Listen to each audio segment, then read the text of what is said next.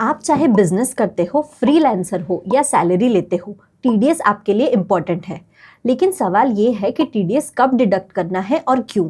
अगर आपका भी ये कन्फ्यूजन है तो ये वीडियो एंड तक ज़रूर देखिए, क्योंकि आज हम डिस्कस करेंगे टीडीएस क्या होता है और क्यों डिडक्ट होता है, टीडीएस कब डिडक्ट होता है, टीडीएस कौन डिडक्ट करता है, अगर टीडीएस टाइम पर डिडक्ट नहीं किया तो, और टीडीएस कैसे डिडक्ट करना है और डिपॉजिट करना है, both online and offline mode. तो लेट्स गेट स्टार्टेड।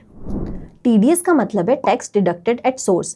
ये कहता है कि जब भी आप किसी को पेमेंट कर रहे हो of salary, rent, interest etcetera, तो उस अमाउंट में से थोड़ा सा अमाउंट काट के आप गवर्नमेंट को पे कर दो।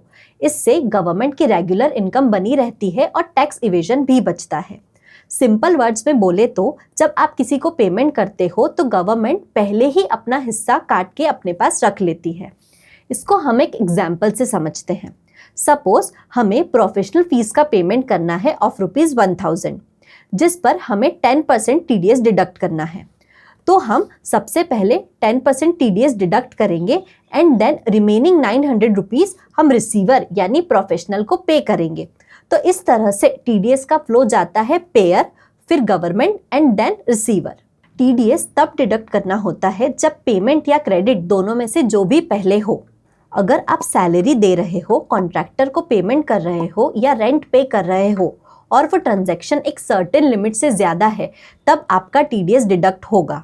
फॉर एग्जाम्पल, अगर हम एक कॉन्ट्रैक्टर को 30,000 का पेमेंट कर रहे हैं तो ये ट्रांजैक्शन टीडीएस की लेवी में आएगा और इस पर हमें टीडीएस डिडक्ट करना होगा। लेकिन ये डिडक्शन सारे पेमेंट्स पर नहीं होता है, सिर्फ इनकम टैक्स स्पेसिफाइड ट्रांजैक्शंस पर ही ये डिडक्शन होता है। यहाँ पर हम कुछ कॉमन इनकम टैक्स ट्रांजैक्शंस की लिस्ट देखेंगे जिन पर टीडीएस एप्लीकेबल होता है। जैसे सैलरी, अगर किसी एम्प्लॉय की सैलरी टैक्सेबल लिमिट से ज़्यादा है तो, एंड टीडीएस का रेट एप्लीकेबल होता है स्लैब रेट्स के अकॉर्डिंग। सिमिलरली, अगर आप कॉन्ट्रैक्टर या सब कॉन्ट्रैक्टर को पेमेंट कर रहे हैं ऑफ ₹1 लाख एनुअली या 30,000 सिंगल ट्रांजैक्शन में, तो टीडीएस डिडक्ट होगा 1% इंडिविजुअल्स के लिए एंड 2% कंपनीज के लिए। उसी तरह से अगर आप प्रोफेशनल फीस का पेमेंट कर रहे हैं ₹30,000 से ज़्यादा, तो टीडीएस डिडक्ट होगा एट द रेट ऑफ 10%। इसी तरह से यहाँ पर स्क्रीन पर कुछ ट्रांजैक्शंस दिख रहे हैं जो नॉर्मली टीडीएस की लेवी में आते हैं। ऑल्दो यहाँ पर नोटिस करने वाली दो बातें हैं। पहला, पैन ना देने पर टीडीएस का रेट डबल हो जाता है या फिर 20%, जो भी ज़्यादा हो। उसी तरह से अगर असेसी फॉर्म 15H या 15G देता है तो उस पर टीडीएस नहीं लगता है। ये जनरली इंटरेस्ट इनकम पर एप्लीकेबल होता है। टीडीएस जनरली बिजनेस डिडक्ट करते हैं या फिर इंडिविजुअल्स जिन पर टैक्स ऑडिट एप्लीकेबल होता है। लेकिन कुछ केसेस में इंडिविजुअल्स को विदाउट टैक्स ऑडिट भी टीडीएस डिडक्ट करना पड़ता है। जैसे अगर आप रेंट का पेमेंट कर रहे हैं ऑफ ₹50,000 या उससे ज़्यादा, तो आपको सेक्शन 194IB के अंडर टीडीएस डिडक्ट करना मैंडेटरी हो जाता है। टीडीएस ट्रांजैक्शंस मैं अपनी बुक्स में कैसे रिकॉर्ड करती हूँ, आइए देखते हैं। तो टीडीएस रिकॉर्ड करने के लिए मैं सबसे पहले बिजनेस सेटिंग्स में जाऊँगी। यहाँ पर जाने के बाद अकाउंटिंग ऑप्शंस में मुझे record tax deducted at source का ऑप्शन दिखेगा, जिसे मैं इनेबल करूँगी। ये ऑप्शन इनेबल करने के बाद सिंपली जो मेरे रिकॉर्डेड परचेज है, मैं वहाँ पर जाऊँगी, परचेज एंड एक्सपेंसेस। अगर मुझे कोई नया परचेज रिकॉर्ड करना है तो मैं उससे पहले यहाँ पर न्यू एक्सपेंडिचर करके रिकॉर्ड करूँगी। लेकिन यहाँ पर हम टीडीएस का प्रोविज़न देख रहे हैं, तो इसलिए मेरा ऑलरेडी रिकॉर्डेड जो परचेज है मैं उस पर जाऊँगी।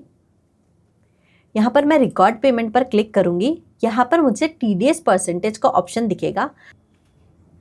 यहाँ पर टीडीएस का परसेंटेज डालूँगी, पेमेंट मेथड सेलेक्ट करूँगी, पेमेंट अकाउंट सेलेक्ट करूँगी एंड सिंपली सेव पर क्लिक करूँगी।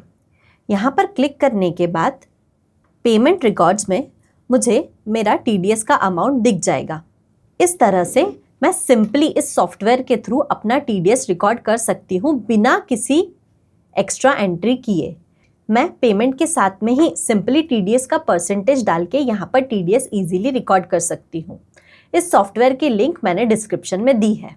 अगर आपने टीडीएस टाइम पर डिडक्ट नहीं किया या डिपॉजिट नहीं किया तो आपको इंटरेस्ट, पेनल्टी या लीगल ट्रबल भी हो सकती है।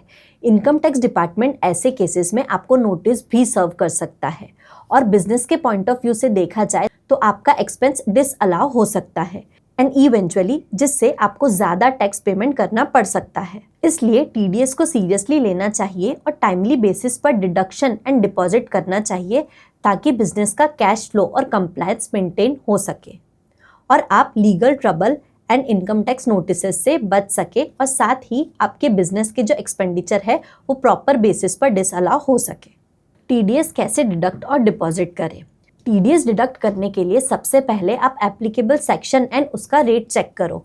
जैसे सैलरी के लिए सेक्शन 192 जहां पर टीडीएस स्लैब रेट के अकॉर्डिंग डिडक्ट होता है एंड कॉन्ट्रैक्टर्स के लिए सेक्शन 194C। इस तरह से आपको सबसे पहले सेक्शन और रेट चेक करना होगा।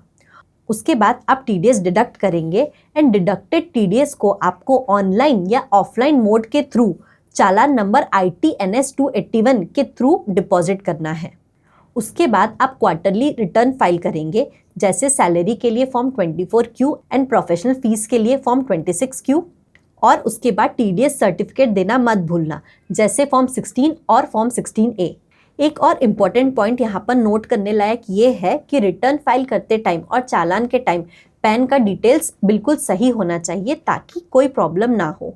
अब हम देखेंगे कि टीडीएस का पेमेंट ऑनलाइन मोड के थ्रू कैसे करना है।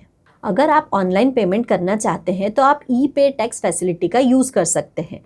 उसके लिए सिंपली आपको इनकम टैक्स की वेबसाइट पर जाना होगा।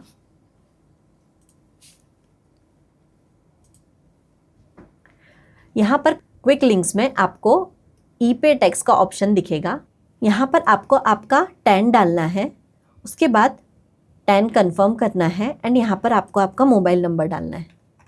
कंटिन्यू पर क्लिक करने के बाद आपके मोबाइल पर एक OTP आएगा, आपको वो OTP यहाँ पर डालना है।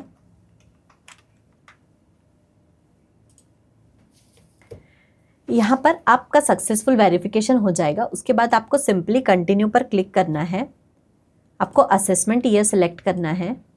पे TDS TCS में प्रोसीड पर क्लिक करना है। यहाँ पर आपको आपका रिस्पेक्टिव सेक्शन सिलेक्ट करना है।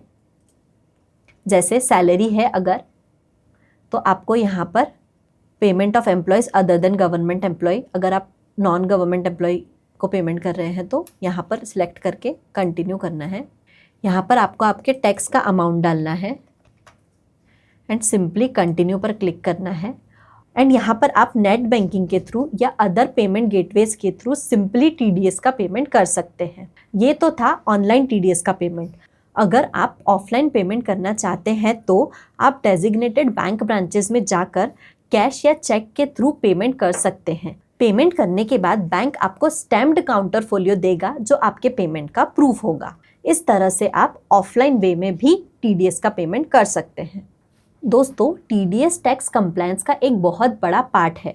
अगर आप सही से टीडीएस डिडक्ट और डिपॉजिट करेंगे तो आपको अननेसेसरी इंटरेस्ट और लेट फीस से छुटकारा मिलेगा और साथ ही आपका टैक्स कंप्लायंस भी अप टू डेट रहेगा। ये था हमारा डिस्कशन टीडीएस को लेके। अगर इस टॉपिक से रिलेटेड आपके कोई क्वेश्चंस है या आप कोई सजेशंस देना चाहते हैं तो हमें कमेंट बॉक्स में बताएं। Thank you.